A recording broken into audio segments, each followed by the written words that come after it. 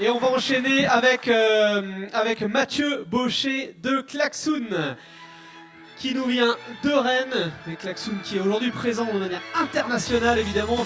Mathieu va nous expliquer tout ça en 10 minutes. Mathieu, là aussi, je te fais pas les présentations. Micro, télécommande, hein, tu sais faire normalement. Merci. Allez, c'est parti, c'est à toi.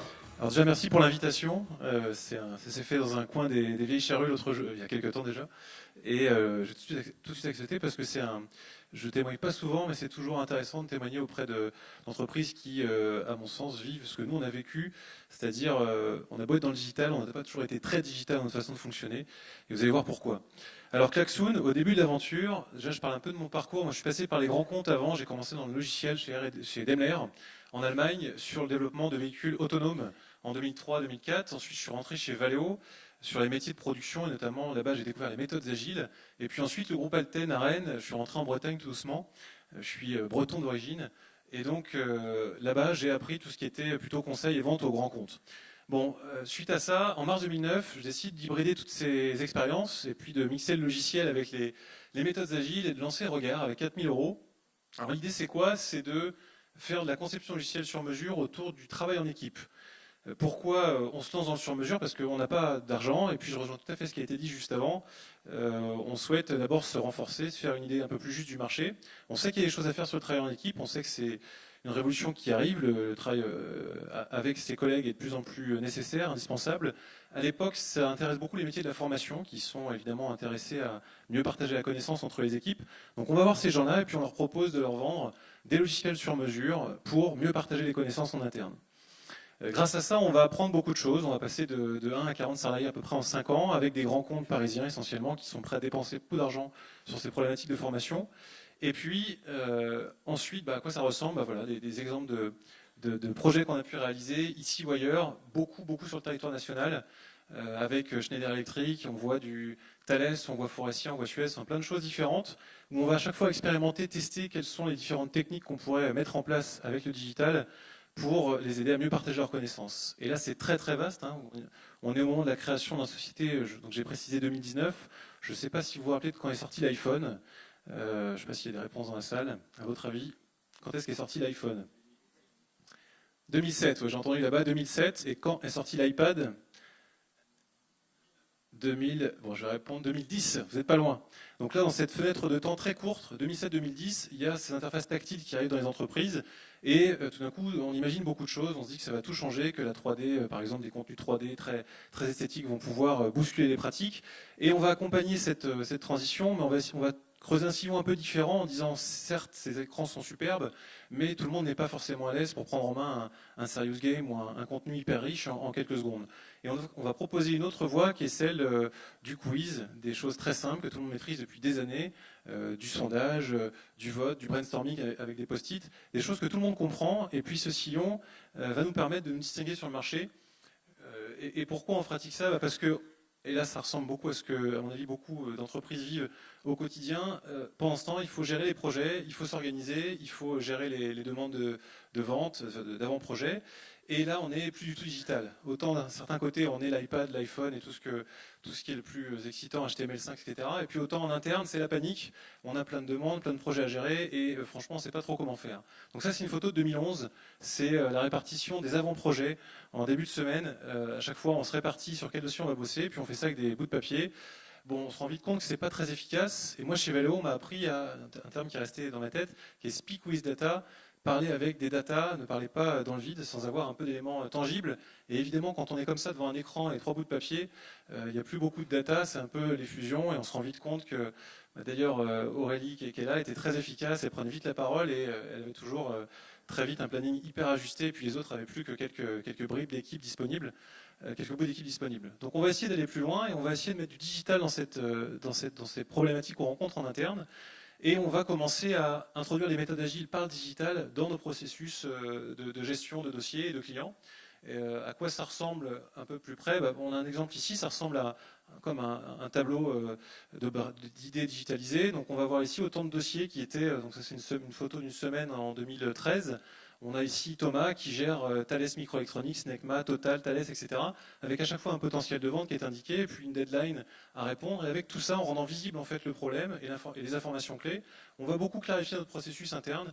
Et puis on va se rendre compte que certes, il y a plein de technologies formidables, mais qu'avec des petites solutions très simples, on peut gagner beaucoup de temps.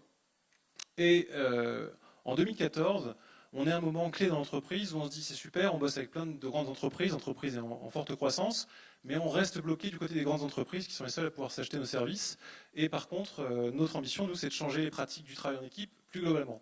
Donc on va faire une réflexion de fond sur passer du service au produit pour rendre accessible nos beaux logiciels sur mesure vendus plusieurs dizaines de milliers d'euros à quelque chose de très ouvert à tout le monde à partir de 19 euros par mois. Donc ça paraît être un gros casse-tête à l'époque. On est une entreprise qui est une sorte de maison haute couture du design logiciel. On fait des choses très très chouettes avec les plus grands comptes. Mais encore une fois, c'est compliqué, ça prend du temps, c'est cher. Bon.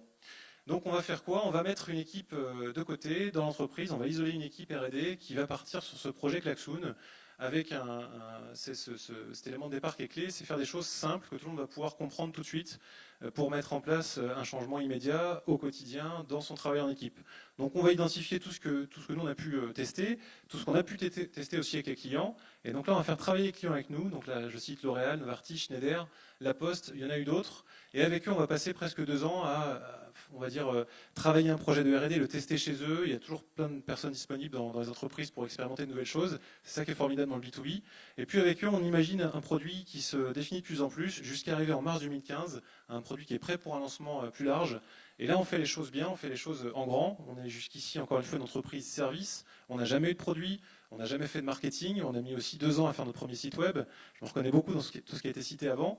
Et puis là, on se dit, bon, c'est un produit, il faut le faire bien. Et puis, on a une belle idée, donc on va la défendre tout de suite, très loin, partout dans le monde. Et le logiciel, c'est un marché qui est très, très adressé, évidemment, par les Américains.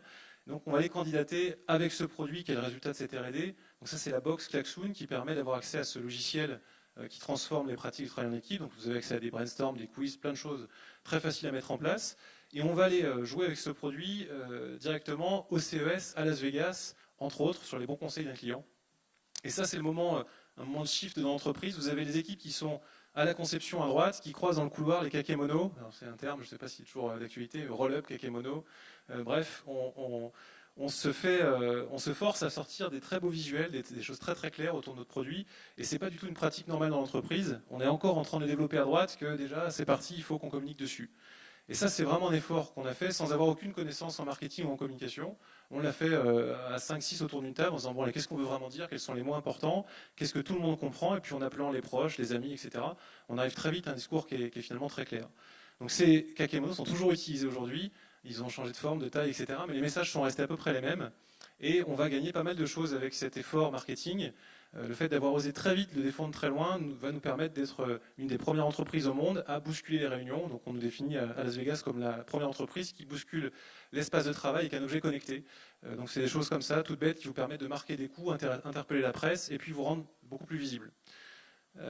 Alors on va aussi transformer complètement l'entreprise. Je ne vous ai pas montré les photos d'entreprise avant, vous avez aperçu quelques virages. Rappelez-vous de ce mur de bouts de carton qui n'était pas forcément très digital et très moderne. Ben là, on fait l'effort de se rendre très visible, d'être lisible même, de pouvoir accueillir n'importe qui à la volée et lui permettre d'avoir une expérience avec le produit qui est très qualitative. Et tous les métiers vont se transformer. On est au moment où les métiers là changent. On n'est plus sur des métiers de conseil, on est sur des métiers d'accompagnement. Et tout le monde va faire l'effort. Ça va prendre du temps, on va mettre 1 an à se transformer. C'est pour ça qu'on va faire une première levée de fonds. Cette levée de fonds, on ne l'avait jamais pratiquée jusque-là. On est encore une fois une entreprise autofinancée. Mais là, avec un bon produit et quelque chose de très clair, une bonne direction bien claire, on se dit c'est parti, il faut y aller. Et on mobilise des financiers autour de nous. Le résultat ne se fait pas attendre. On a très vite beaucoup de clients, beaucoup d'utilisateurs. Le produit va partir dans 120 pays. Aujourd'hui, plusieurs millions d'utilisateurs, plus de 3000 clients, tous les secteurs. Là, je cite les grands comptes, mais ça va de l'objectif initial, je vous rappelle, c'était de s'ouvrir, d'élargir le périmètre. Et c'est réussi. On a aujourd'hui moins de 50% de nos utilisateurs qui sont dans les grands comptes. On a plus de 35% de PME, 15-20% de TPE, d'indépendants, de consultants. Même le monde du public s'intéresse à notre solution. Bref, des marchés qu'on n'avait absolument pas ouverts et avec lesquels aujourd'hui on est très content d'imaginer de nouvelles façons de travailler en équipe. Là, je vous montre une carte rapide de fonctionnement. Je reviens sur un point clé. Je ne parle pas beaucoup d'entreprises d'avant, mais il y a vraiment eu un changement aussi dans l'état d'esprit de l'entreprise. À partir du moment où on a fait les choses en grand et on a souhaité prendre soin de notre belle idée et qu'on a pu identifier cette zone précise sur laquelle on avait vraiment une très grande valeur ajoutée, beaucoup d'énergie se sont libérées. Donc je rejoins ce qui a été dit tout à l'heure sur la notion de passion et de trouver ce sur quoi vous êtes vraiment le meilleur. On a fait cet exercice, on a enlevé tout ce qui était too much, on ne fait plus du tout de 3D, de choses extrêmement complexes que d'autres font beaucoup mieux que nous. Et puis on s'est concentré sur ces choses simples à l'échelle des méthodes agiles qu'on peut mettre en place au quotidien. Et ça nous a emmené vraiment partout. On a découvert de nouvelles dimensions. On voit ici, la première fois, on va à New York avec la boxe qui gagne un prix. Les premières boxes envoyées dans le monde entier pour L'Oréal, 60 pays. Le premier salon au CES et les fins de journée qui sont absolument éprouvantes pour ceux qui ont été. C'est des salons qui sont très intenses. Et puis le bateau qui va partir à la route du Rhum, c'est des choses qu'on n'aurait pas du tout imaginées il y a quelques années. Et avec ce focus produit, avec cette concentration extrême sur un point précis et un positionnement marketing précis, on peut vraiment libérer beaucoup d'énergie. Bon, voilà. Et puis, quelque chose qu'on n'aurait pas imaginé, ça c'est à Vivatech il y a quelques mois, vous avez le top des visites, des stands. On a ici évidemment des géants, vous avez Hewlett-Packard, Microsoft, SAP, IBM, bref, et au milieu de tout ça, vous avez Klaxoon qui débarque. On n'a pas du tout un stand à la mesure de ces gens-là, on a un stand de 54 mètres carrés, ils ont 10 fois plus gros, ils sont 10 fois plus nombreux.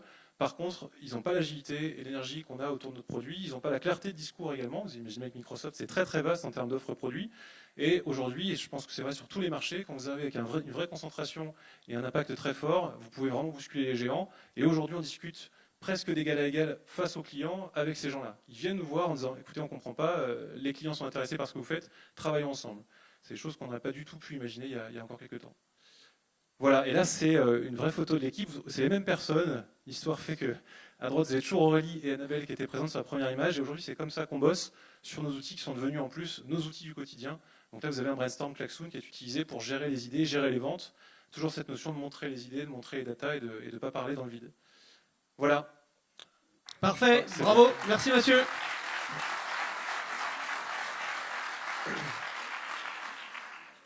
Alors, j'ai vu les équipes Klaxoon sur plusieurs des événements et je confirme, hein, impossible de vous rater sur les événements.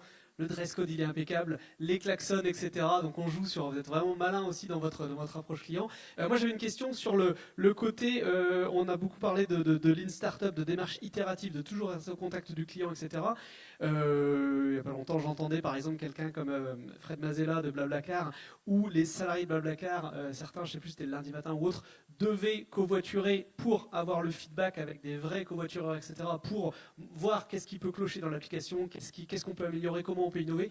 Comment est-ce que chez Klaxoon, on fait pour rester en contact permanent avec les clients et continuer à innover? Alors on a su une démarche un peu différente de ce qui se fait dans le logiciel. Dans le logiciel, je peux parler de plein de logiciels que vous avez peut-être achetés. Il y a souvent une distance très grande entre le client et la plateforme. Il y a beaucoup d'acteurs, notamment américains, qui ont des superbes services, mais quand vous voulez les joindre, c'est très compliqué. Donc nous, on ouvre grand les portes, on fait l'inverse. On a ouvert le campus à Rennes, donc là c'est un lieu de 1500 m² qui est pensé pour accueillir les clients. Il y a en permanence des centaines de personnes chaque mois qui viennent à Rennes, et c'était pas du tout possible avant. On nous disait à Rennes, c'est loin de tout. Pourquoi j'irai à Rennes? Aujourd'hui, les grands comptes viennent à Rennes, passer du temps avec nos équipes. Également à Paris, on a ouvert une boutique, Klaxoon Store, qui est la première boutique sur le travail en équipe. Et en fait, il y a plein de coups comme ça à faire. Il y a plein de coups très simples. Quand vous allez au bout de votre démarche, vous dites, c'est vrai, pourquoi est-ce que, si vraiment on veut changer la façon de travailler en équipe, pourquoi est-ce qu'on n'accueillerait pas en permanence les clients? Et donc, vous pouvez bousculer les codes dans tous les domaines. C'est ce qu'on a fait sur le logiciel en allant ouvrir les portes de nos équipes, de nos espaces à nos clients. Donc, avec cette discussion permanente, on est très en veille et beaucoup plus en veille qu'à l'époque. Très bien. Une question également. Est-ce que vous en avez une pour Mathieu dans la salle? Oui, non, pas de question? Si? Jean-Luc? Jean-Luc, à la fois partenaire, utilisateur, etc. Donc tu as un regard averti sur la solution de Klaxoon. Oui, tout à fait. C'est pas tellement une question, c'est deux remarques. La première, merci, parce que 200 salariés aujourd'hui, quand on arrive à avoir le chef qui se déplace à l'archipel à Fouesnant, on en est assez fiers.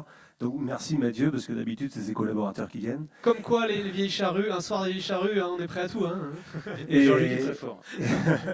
et la deuxième, c'est pour compléter, et je pense que ça va intéresser vraiment tous les gens qui sont dans la salle. La meilleure des choses, entendre c'est une chose, voir c'est beaucoup mieux. Il faut savoir que tous les jours, vous pouvez vous inscrire à des trucs en webinar ou en présentation directement par Internet.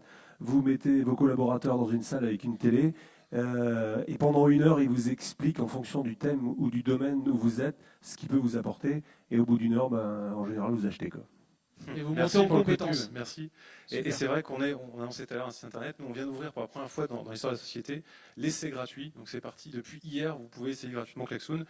On expliquait jusqu'ici, on a retenu très tard cet essai gratuit parce qu'aussi on voulait ne pas laisser nos clients s'imaginer des usages qui n'étaient pas les bons. Donc ça, c'est aussi important de ne pas faire trop vite de grandes ouvertures. Allez, parfait, Merci. merci. Mathieu Baucher, Klaxoon, Startup Scale-Up de la French Tech Rennes Saint-Malo.